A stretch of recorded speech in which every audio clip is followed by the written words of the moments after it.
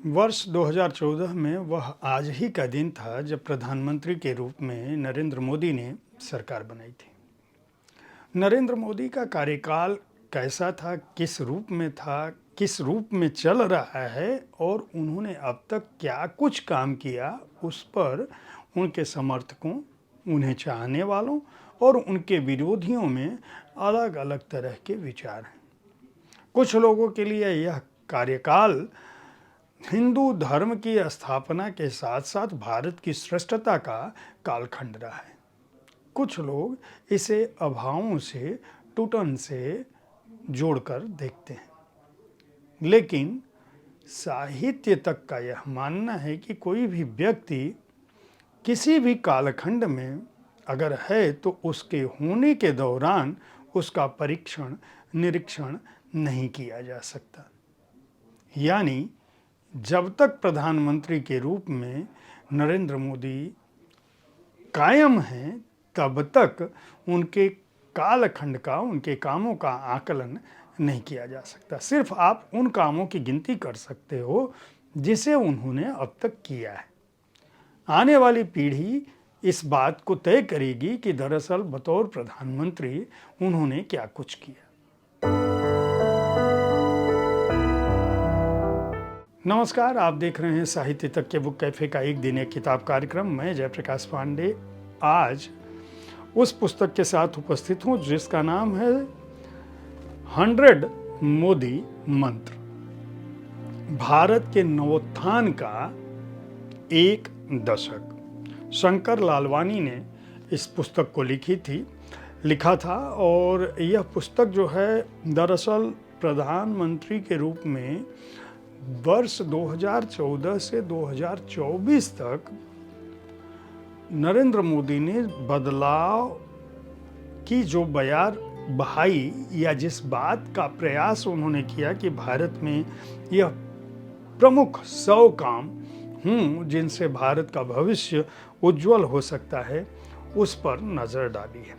शंकर लालवानी जो इंदौर से 2 बार लोकसभा के सांसद रह चुके हैं और पिछले 3.5 दशकों से अधिक समय से भारतीय जनता पार्टी को देख रहे हैं, प्रधानमंत्री नरेंद्र मोदी से उनकी अपनी भी निजी संपर्क रहे हैं। उनके काम को उन्होंने बहुत नज़दीक से देखा है और चूँकि खुद शंकर लालवानी की जो यात्रा है वह नगर निगम पार्षद और सभापति से शुरू हुई और उसके बाद वे भारतीय जनता पार्टी के इंदौर के अध्यक्ष बने और इंदौर विकास प्राधिकरण के भी अध्यक्ष रहे। लगातार विकास, शहरी विकास, संस्कृति से जुड़े रहे हैं, युवाओं और स्वच्छता और हरियाली से जुड़ी हुई जो पहल है उससे जुड़े रहे हैं। इसलिए उन्होंने इस पुस्तक में भारतीय राजनीति, सत्ता और प्रशासन के उस दौर को देखने की कोशिश की है जो प्रधानमंत्री नरेंद्र मोदी को एक तरह से शंकर लालवानी की नज़र में एक ऐसा प्रधानमंत्री स्थापित करती है जो भारत को विश्व गुरु बनाने का न केवल स्वप्न देखता है बल्कि जो उसे हकीकत में जमीन पर, धरती पर उतारना भी चाहता है। अपनी बात को कहने के लिए वो जो 100 मंत्र बताते हैं वो बाकायदा वर्ष में बटे हुए। पूरा दशक है, इसलिए हर दशक में 10, हर वर्ष में 10 मंत्र। पूरा दशक है, हर वर्ष में 10 मंत्र, इस तरह से 100 मंत्र। ये 100 मंत्र क्या है? मैं शुरुआत करता हूँ 2014 से। अपने बैंक खातों में बचत कीजिए, यह पहला मंत्र था। मेक इन इंडिया दूसरा, वोकल फॉर लोकल तीसरा, अपने मोबाइल फ़ोन की ताकत समझिए चौथा, स्थानीय से बहुराष्ट्रीय बनिए यह 5वां मंत्र था। असंभव कुछ भी नहीं है ये नारा था। वित्तीय आज़ादी पाइए यह 7वां प्रयास था। खुद उद्यमी बनिए यह 8वां था। इंश्योरेंस हर व्यक्ति का हो, यानी उसको आर्थिक सुरक्षा हो भविष्य की, यह सुनिश्चित कीजिए। और भारत का जो जादू है, भारत का जो गौरव है वह क्या है, इसकी खोज कीजिए। 2015 में कौशल ही नया किंग मेकर है। कर भुगतान आसान होना चाहिए। सभी को अधिक कमाई का अधिकार है। अपने देश को रहने लायक सबसे अच्छी जगह बनाइए। देश पर गर्व करिए, अपने आसपास सफाई रखिए, स्वच्छता अभियान आपको याद होगा। आपका विकास ही देश का विकास है। बड़े निर्णय लीजिए और अच्छी तरह से तैयार रहिए। और महान बनना है तो आपको अपने नगर को, अपने क्षेत्र को, अपने घर को स्वच्छ बनाना पड़ेगा और छोटे छोटे कदम भी महत्वपूर्ण होते हैं। ये 2015 की सीख थी, मंत्र था। 16 में गो सोलर, गो सस्टेनेबल, बेटी बचाओ बेटी पढ़ाओ, गांव भारत की रीढ़ है, बाधा नहीं पुल बनाइए। डिजिटल करियर के चलते क्रांति हो, उसके जरिए अपनी धरोहर का संरक्षण कीजिए। स्किल अप इंडिया, स्वच्छ भारत, स्वस्थ भारत, राष्ट्रीय सुरक्षा की मजबूती और लोकतंत्र को मजबूत करने के लिए नागरिकों को सशक्त बनाने की बात, वह नारा दिया गया था, वह मंत्र दिया गया था। 2017 में सभी के लिए बिजली, फार्मर्स फर्स्ट की नीति जो है, खेतिहरों पर, किसानों पर जोर दिया गया था। प्रगति के मार्ग में जो सबसे बड़ा वाहक है वह बंदरगाहों की समृद्धि है, इसलिए उस पर ध्यान दिया गया। स्वास्थ्य ही धन है। डिजिटल फुटप्रिंट जो है वह आपकी मोबाइल, आपके उंगली पर दिया गया। आपके मोबाइल पे वो ऐप दिए गए जिनसे आप अपनी पहचान या आधार तक बना सकते हैं। हरित भविष्य के लिए भविष्य की ऊर्जा को संचित करने की बात की गई। वंचितों को सशक्त करने की बात की गई। बिल्ड स्मार्ट, लिव स्मार्ट, नवाचार की बात की गई और सबको न्याय की उपलब्धता सुनिश्चित हो, ये बात की गई। 2018 में उनका जो नारा था वह था कि जमीनी स्तर पर शासन का सशक्तिकरण होना चाहिए, यानी शासन का रूपांतर होना चाहिए। हार्ड बातें नहीं, हार्ड वर्क करो, यह मंत्र दिया। दुनिया को बताइए कि भारत का मतलब क्या है। बदलावों के लिए हमेशा तैयार रहिए। हास्य नीति सबसे अच्छी नीति है। सभी के लिए स्वास्थ्य लाभ, राष्ट्र की सुरक्षा से समझौता नहीं। फेक न्यूज़ पर भी, फर्जी खबरों से सावधान रहने का मंत्र था। और जब राष्ट्र को जरूरत हो तो दयालु बनिए और दुख के क्षणों में कंधा देने की बात कही थी। 2019 जब चुनाव हुआ और वह दोबारा चुने गए, उस वर्ष भी उन्होंने अपना साहस दिखाओ, डर नहीं, गरीबों की आवाज़ बनिए, गलत के खिलाफ खड़े होइए। मरम्मत जो है का सबसे अच्छा तरीका है पुनर्निर्माण। पुनर्निर्माण की बात की गई। शांति राष्ट्र की प्राथमिकता है। अपने भारत को, उस भारत को पहचानिए जो 2014 के बाद परिवर्तित हो रहा था। इस तरह का मंत्र उन्होंने दिया था। कड़ी मेहनत करिए और सफलता आपके पीछे पीछे आएगी।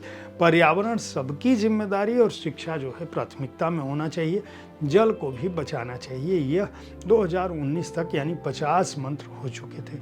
2020 यानी जब 2019 में उनकी सरकार बनने के बाद जब दूसरी बार सत्ता में आए, तब फिर से उन्होंने नारा दिया कि जब देश को ज़रूरत हो तो आगे आइए। स्वास्थ्य की बात पर फिर जोर दिया। अपनी टीम को, उनमें बहुत सारे लोगों को रखकर उन्होंने यह संदेश दिया कि टीम पर भरोसा कीजिए।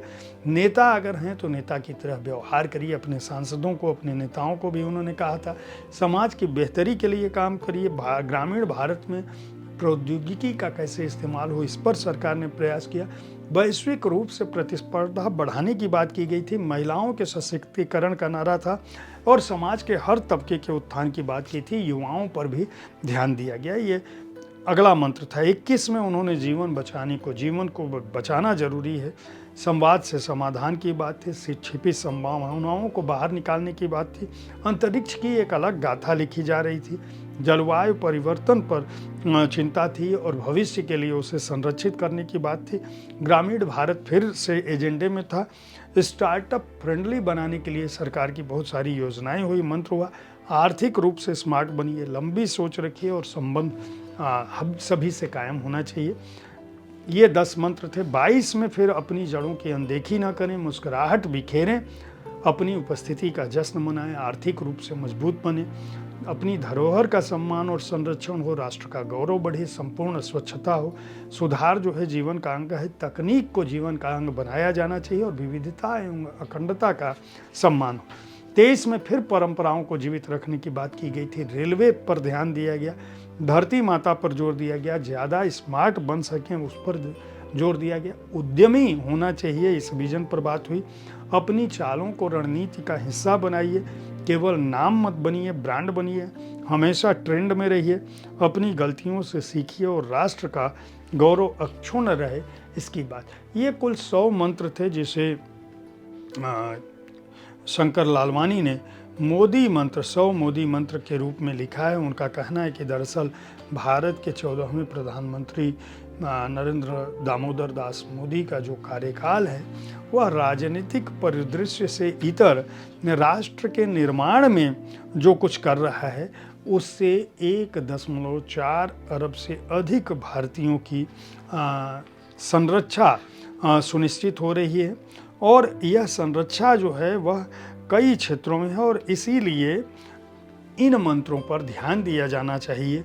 आज जब प्रधानमंत्री के रूप में नरेंद्र मोदी के पहले कार्यकाल यानी पहले दिन जब उन्होंने शपथ लिया था तब इस पुस्तक की चर्चा करने का उद्देश्य यही था कि आप जान सकें कि यह भी वो बिंदु हैं जिन बिंदुओं पर आप ध्यान दे सकते हैं। केवल आलोचना करने से, केवल प्रतिकार करने से या इस बात पर नाराजगी जाहिर करने की कि दक्षिण पंथ का कब्जा भारत की सत्ताओं और संस्थानों पर हो गया है, जो प्रयास किए गए हैं उन पर भी आप नज़र डालिए। शंकर लालवानी ने संभवतः इसी उद्देश्य से यह पुस्तक अंग्रेजी में लिखी थी, जिसका हिंदी अनुवाद महेंद्र नारायण सिंह यादव ने किया है। बहुत ही सहज और सरस अनुवाद है। लगभग 2.5 दशकों से अधिक समय से वह अनुवाद कर रहे हैं। अंग्रेजी में इस पुस्तक का नाम 100 मोदी मंत्र था।